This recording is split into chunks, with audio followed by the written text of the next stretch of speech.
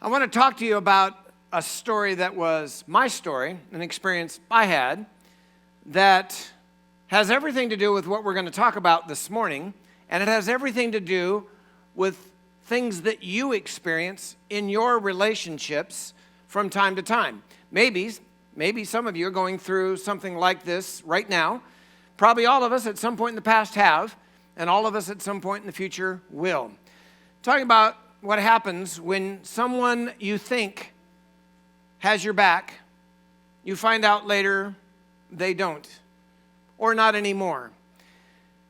A number of years ago, my wife and I had become very good friends with a couple in the church.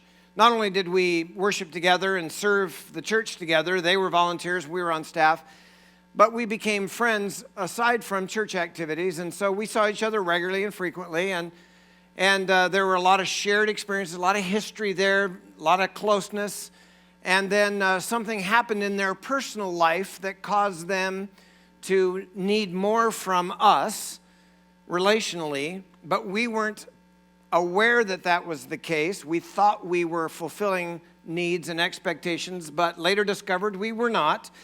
They got hurt because we were letting them down and not there for them. And then because of their hurt, they ended up sliding out the back door of the church, so to speak, and left the church, which then in turn hurt us. It wasn't good. Wasn't enjoyable. And we later realized that both of us were experiencing the same thing. They were feeling like we weren't on their side, and we ended up feeling like they weren't on our side. Up to that point, we were absolutely convinced we were on each other's side.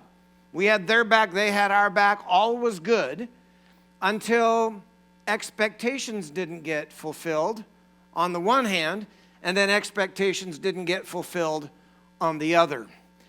You've probably experienced that with a relative or a spouse or a neighbor or somebody in this church or some other church or a close friend where there was closeness and you really felt like you had each other's back, where you were both on the same side, you were pulling together, working for each other, supporting each other, you knew that you could count on them, and then something happened and that was no longer the case. Now I'm happy to say that many years have passed, but in the process of that time, there have been a change of heart on both sides, both couples, my wife and myself and this other couple, and we're friends again. But the relationship that was so good ended up in such a bad place because both couples at the time were doing what we typically do as human beings, and that is we approach life and relationships often evaluating life and the relationships on the basis of the benefit derived for us. It's the classic, what's in it for me? Some of you are old enough to remember, okay, maybe there's two of you in the room that remember when John F. Kennedy was running for president. Okay, some of you have seen a PBS documentary. His famous quote is what? Ask not what your country can do for you, ask what you can do for your country. And we're going to be talking about that kind of reversal of thinking here today when it comes to our approach to life and relationships. See, so often we approach it on the basis of what's in it for me. What can my country do for me? What can my church do for me? What can my employer do for me? What can my friend do for me? Now, I don't mean exclusively, but I mean primarily. There's a driving force that evaluates personal benefit from the arrangement. Almost all employment arrangements are based on this. The employer is thinking, this is good for me to have you work, and the worker is thinking, this is good for me to have you employ me. And as long as both sets of expectations get met, things work out. A lot of marriages are based on that sort of a premise, and friendships and so on. Church relationships, no exception. But what if there's another approach? What if there's a different way, a different emphasis, a different angle, a different perspective? What if there's a different paradigm with which to approach things? See, I've entitled today's message, Friend or Foe, because by and large, that generally is what it boils down to. You're on my side or you're not, right? We see it in our world right now in a big way. With all the turmoil, with all the injustice, with all the terrorism and violence in our world right now. I mean, you don't even have to pay close attention to the news to realize that we've got some horrific things going on in the world at large and in our country. Not only is there the rise of terrorism and the threat of it, both domestically and internationally, the rise of ISIS and all the rest of that, but now we have this thing erupting with regard to police, to law enforcement and citizens, and violent, murder taking place on both sides of that equation. And then we have the presidential election and the mudslinging that's going on in that process. People accusing each other of horrific things, and it just goes on and on. And in all of the tumult, in all of the turmoil, in all of the agitation and social strain and tension, people start taking sides. I'm going to take a position. This is what I believe. Whether it's politically or whether it's about law enforcement or about terrorism or some other social issue like human trafficking or abuse or whatever it is, I take a position and then I start looking for people to ally with me, to be on my side, to believe what I believe and stand with me, because this is my cause and we who believe in this cause should all stand together. And the more I approach life that way, the more divided we all become. The more you approach life that way, the more divided we all become. I long to see the day that the church in the world, I don't mean Miracle Chapel only, I mean the church at large, worldwide, I long to see the day in my lifetime when the church, more than it's ever done in its history of some 2,000 years, that the church would be a positive influence, bringing unity and reconciliation and redemption and kindness and justice and all the things that are sorely needed in our world in a way that's unmistakable. Far too often, we as Christ followers, we as church-going people, God-fearing people, have been too silent and too tame in our influence on the culture around us. There's right now, I think, a critical time, not only in our national history, but in our global history, where we're at the cusp of further division and divide, where basically this question dominates our approach to so much of our lives. Are you with me or against me? Because this is my cause. This is my political cause, my religious cause, this is my social justice cause, this is my whatever. You're either for me or against me. And I want to suggest to you this morning, and indeed I want to challenge you with the idea that this is the wrong question. Wrong question. Sometimes I just get tired of all of the stuff in the world that is so far from what I know God intended human interaction to be like. God intended us just to love Him and love people. He said so. With simple kindness, to understand and be tolerant, to smile and offer a handshake, and a generous heart and a willingness to help. Like so many people I know, like so many of you, like somebody that you know who has often greeted you in the lobby over the years. I'm talking about this guy right here. Recognize him? His name is Lloyd Baggerly. And he didn't used to have the walker, but of late, that was more often the case than not. But he was always there with a smile and very few words. In fact, usually it was only one. Welcome. And he'd shake your hand. And I never knew quite if it was him being awkward or he was just trying to keep you from being awkward. So he'd only shake it just a few times. And even while he was still shaking your hand, he'd divert his gaze from yours and start looking at the next person whose hand he was going to shake. And he'd just say welcome. And then pretty soon the moment would be over. And you're just like, that's pretty cool. Thank you, Lloyd. In fact, he wouldn't let a Sunday go by without welcoming me. I always thought to myself, Lloyd, you don't need to do that. I'm the pastor. I get it. It's cool. I feel welcome here. Welcome the folks, right? But he wouldn't take no for an answer. He'd always just shake my hand and then divert his gaze. It's like he wanted me to feel welcome. Now, some of you have heard, maybe not all of you, that he passed away this last week. He had a heart attack. And with just a matter of days, just complications were such that he ended up going to be with Jesus. And he's up there now. But that's, by the way, bad news for us, not for him. That's good news, because he loved you. That's why I greeted you. He loves this church, but he loved Jesus even more. And so he's with the Lord that he loved and continues to love. And I picture him greeting. He's at the pearly gates. You know, Peter at the pearly gates, right? Guess who's right there by his side? By the way, he doesn't have a walker anymore. He's just standing there right next to Peter. Lloyd. Reminds me of a joke I heard about 3 guys who died and went to heaven, and when they got to the pearly gates, there was Lloyd. It's not an actual joke, but if you can finish that joke for me, I'd really be interested in that, because I think there's some material there that would work really well. Anyway, Lloyd's a wonderful and beloved part of this church family, and we will miss him. I wanted you to know that, but I also wanted you to be aware of the fact that we have not yet gotten a date, so make sure that you have an email login with Mirabel Online, so that when we send out an email notification to let you know what's been decided, you'll be sure to get that. Be praying for the family. Difficult time, as you can well imagine. Lloyd had such a simple approach, and he was able to avoid so much of the complicated, drama-laden, emotionally charged stuff that so often clouds our view of life. He just loved God and loved people.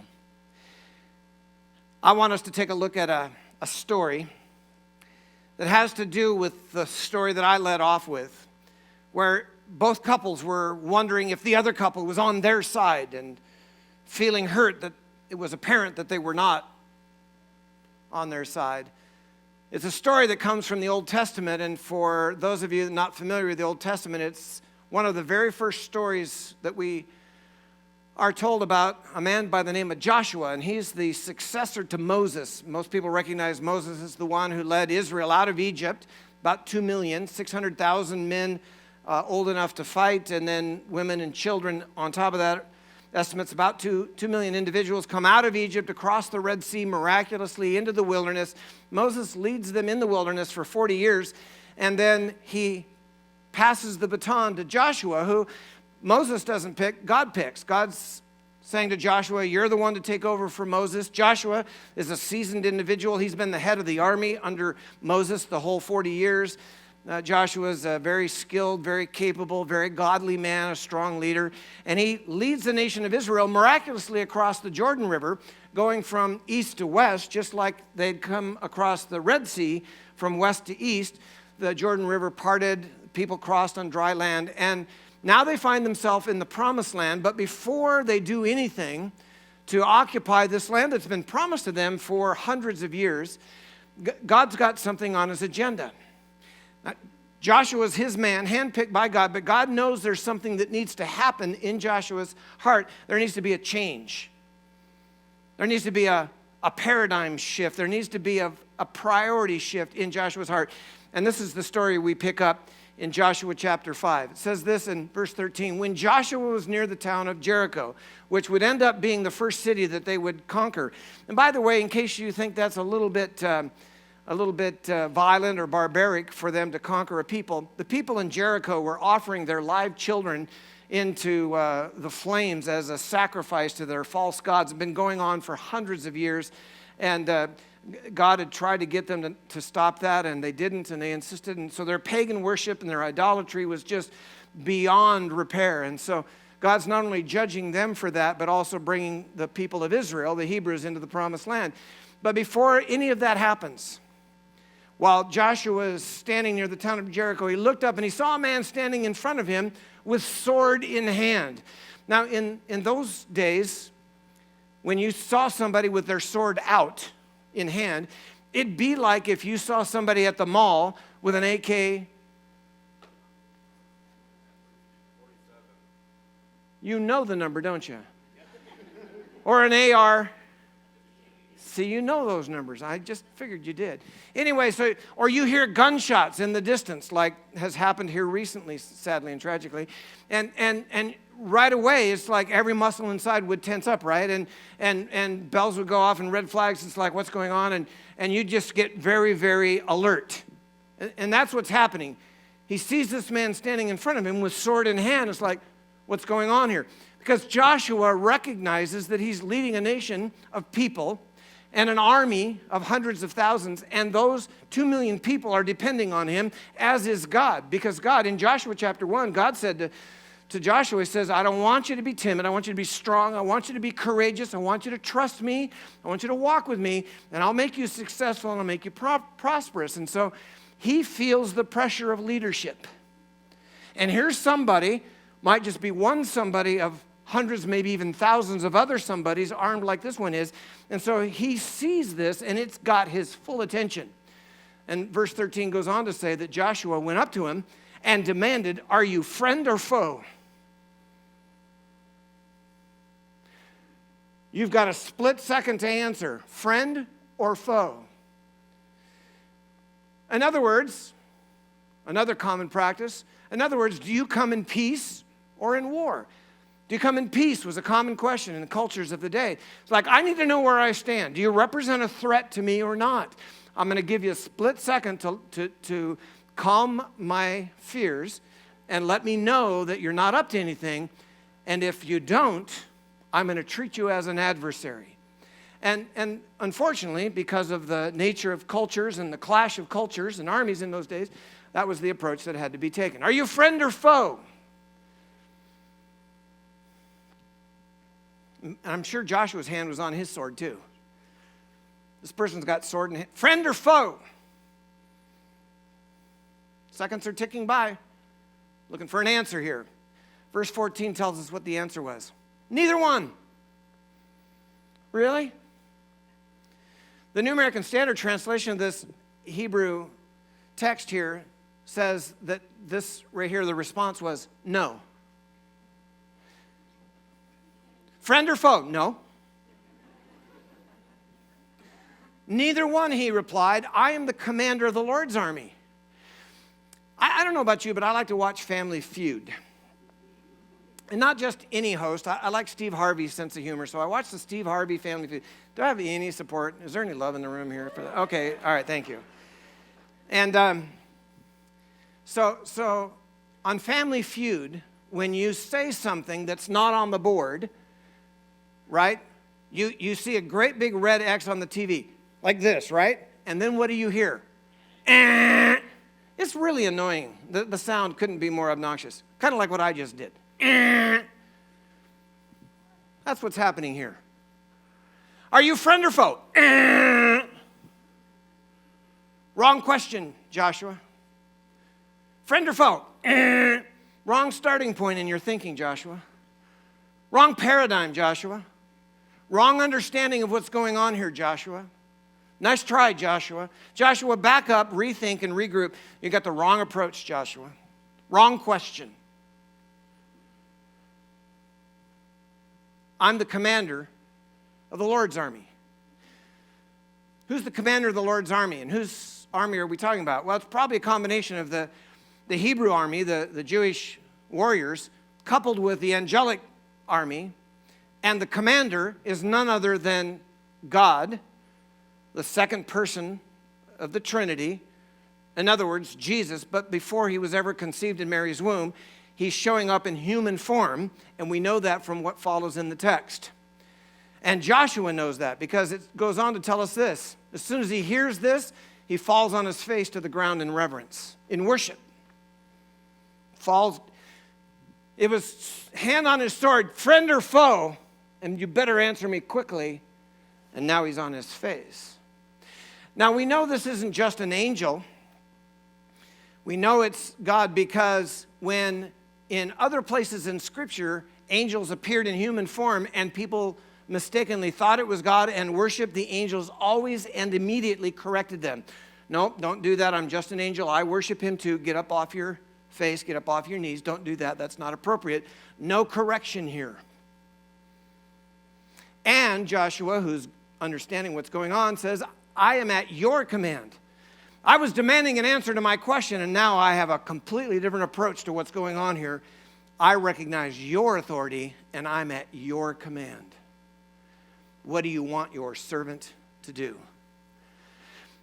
And not only does the commander of the Lord's army, the second person, the Son of God, the second person of the Trinity, not only does he not correct Joshua for worshiping, but then he goes on and answers his question about what he wants him to do. He replied and said, take off your sandals, for the place where you are standing is holy. Why is it holy? God's presence. Just like when Moses was at the burning bush, God's presence wasn't actually burning with fire, by the way. It wasn't being consumed. It was burning with a manifestation of the glory of God's presence. That's what Moses saw. And Moses was told, take off your shoes. Joshua was being told, take off your shoes. Why? Because this is a holy moment. And we've gathered here in this place in Jesus' name, so I want you all to take your shoes off. No, I'm just kidding. Not going to do that to you. I know that those socks are the same ones you wore yesterday, so. Take off your sandals. Joshua, it's right for you to worship me. Joshua, it's right for you to bow before me. Joshua, it's right for you to submit to me. That's the right approach. Now you're getting it. Now you're understanding. And Joshua did as he was told. He goes from the guy in charge to on his face, barefoot, at the beck and call of the one who's really in charge. Now, is Joshua somehow in the wrong? No. God handpicked him. Is Joshua like not, is he off base when he's thinking friend or foe? It's like, hey, I'm on a mission here. I'm leading a nation. We're going to a promised land. No, that's all true. That stuff's all right. God, that's all God's idea. God's just saying, hey, Joshua, listen, if your question is whether I'm on your side, let me answer it for you resoundingly. Yes. Joshua, you were my idea. The nation of Israel was my idea. The human race was my idea. The heavens and the earth were my idea. I created it all. And coming and delivering you out of Egypt was my idea. And now you leading the nation in the promised land, that's all my idea. I'm the guy. Remember the part of the water so you could cross the river Jordan? It's like, this is all my doing. Joshua, what more do you need for me to prove to you I'm on your side? That's not the question. The question, Joshua, is are you on mine? And that's a game changer. Here's what I realized personally as I thought about this and I look back over the years. I'm actually embarrassed to have to admit that far too often I've approached life, including my relationship with God, on the basis of what was in it for me. How will this benefit me? And that's not all bad. Now, I didn't want to go to hell. And when the opportunity was presented for me to believe in Christ and have eternal life, it's like, sign me up for that, okay? Nothing wrong with that.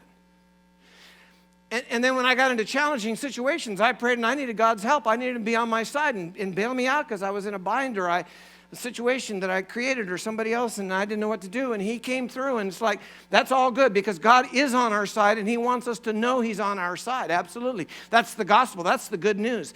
But he also is interested in whether or not we're on his side. And I would challenge you today with this idea that being on his side is the first and most important thing. Let me put it in the form of a question. What matters to you most? What matters most to you? And I'm going to just give you two options. What matters most to you? That God is on your side or that you are on God's side?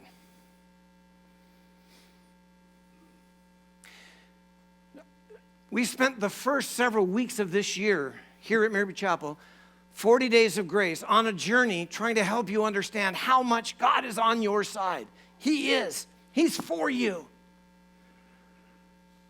Generously and passionately for you. He's on your side.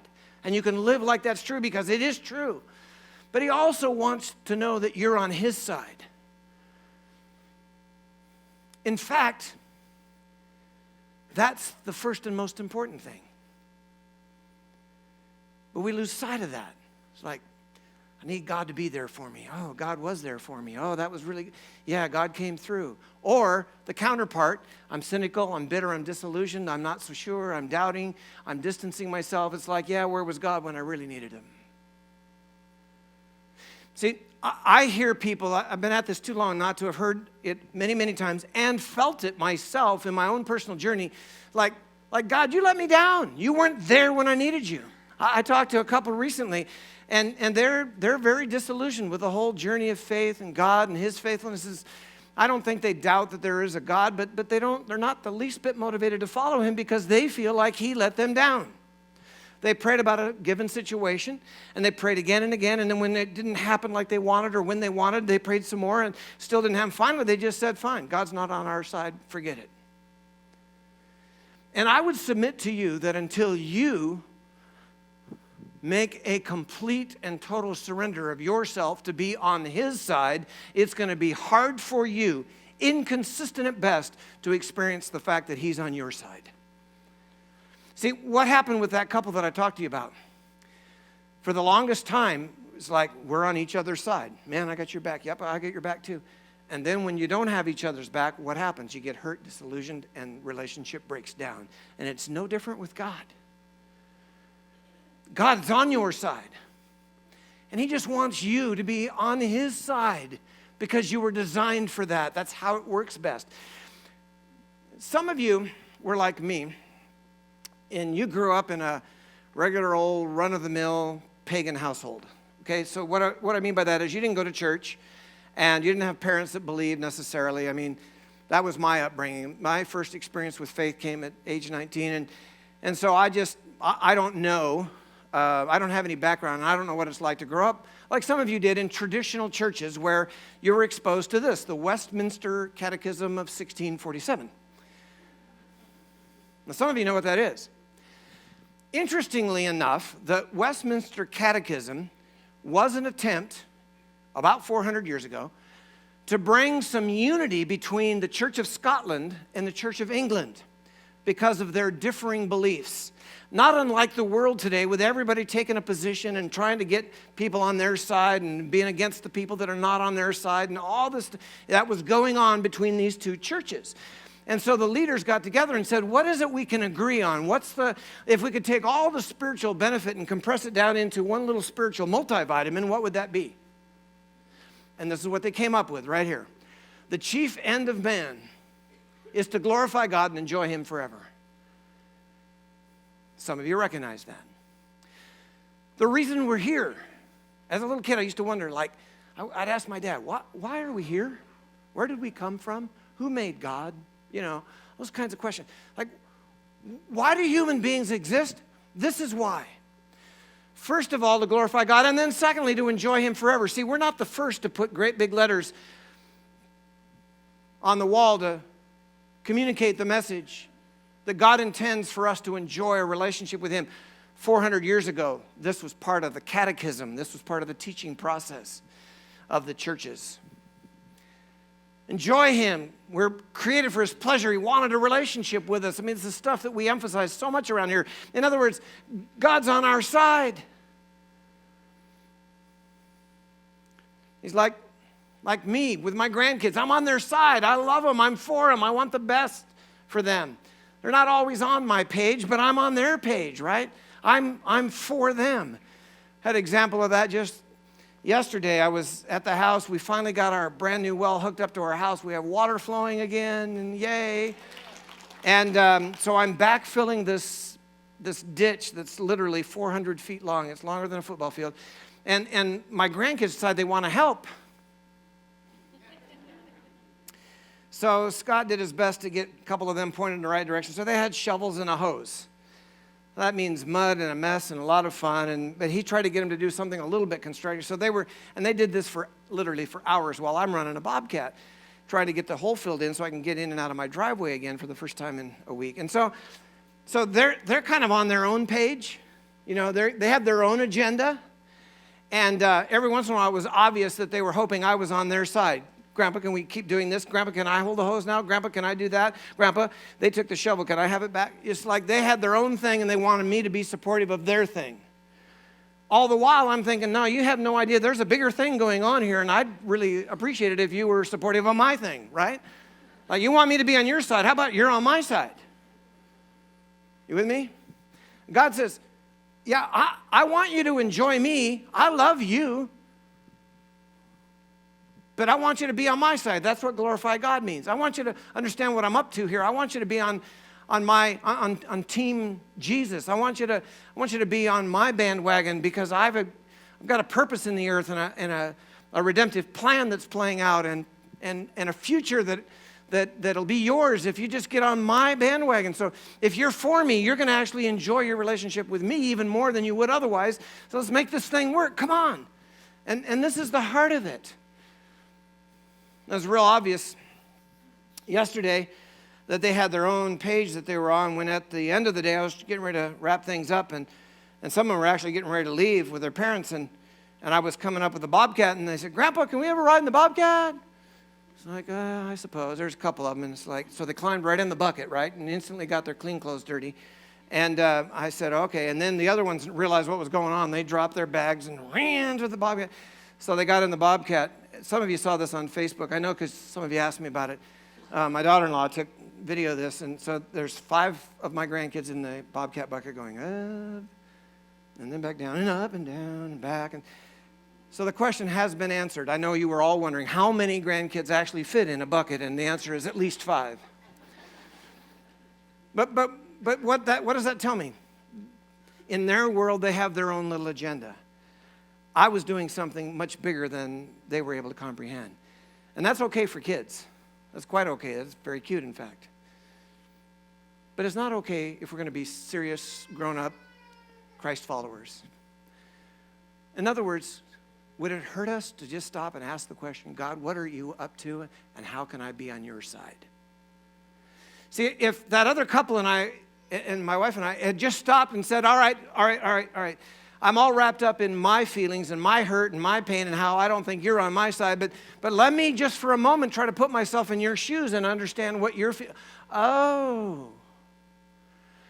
You know, what if we just put ourselves in other people's shoes just long enough to actually kind of get a feel for what if we did that with God? Just said, God, what are you up to? Well, like Grandpa, why do you have the Bobcat? Like, God, why are you doing this? And how come you didn't answer my prayer? Because that really did throw me off, but I'm sure there's something to that I don't understand. Could you help me?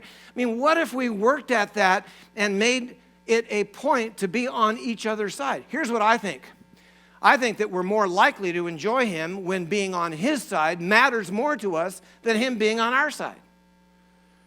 That bears repeating. Some of you are confused by that statement. We are more likely to enjoy him. Chief end of man involves enjoying him forever, right? And he wants to have an enjoyable relationship with us. But we're more likely to enjoy him when being on his side matters to us more than him being on our side. Let me spell it out to you a little more plainly. If you're not enjoying your relationship with God, chances are the issue we're talking about here today is the problem. You're wanting him to be on your side without you being similarly and equally on his side. And that doesn't work in marriage, doesn't work in friendship, doesn't work in an employment relationship, and it doesn't work with God. You got to have each other's back. There's a wonderful verse, Chronicles chapter 16, verse 9. It says an amazing thing. It says, the eyes of the Lord look throughout the earth. One translation says, look to and fro throughout the whole earth. This conjures up a picture for me of just God looking everywhere. Looking to show himself mighty on behalf, watch this, of one whose heart is completely his. See, God's on our side. He's already demonstrated that in sending his son Jesus. And he's blessed us in so many other ways. And he's prepared to show himself mighty on our behalf. What is he looking for? He's looking for the person whose heart is already on his side, the one whose heart's completely his. And he says, oh, look, there's somebody sold out to me. Watch what I do on their behalf. Eyes of the Lord looking to show himself mighty on behalf of the one whose heart's completely his. And that's when we start enjoying our relationship with him, because being on his side matters more to us than him being on our side. In other words, it boils down to this sometimes. You just say, you know what, Lord, if my expectation for my future or my marriage or my employment or my career path or my friendship doesn't play out like I want it to, I'm not going to let that keep me from being passionately devoted to following you.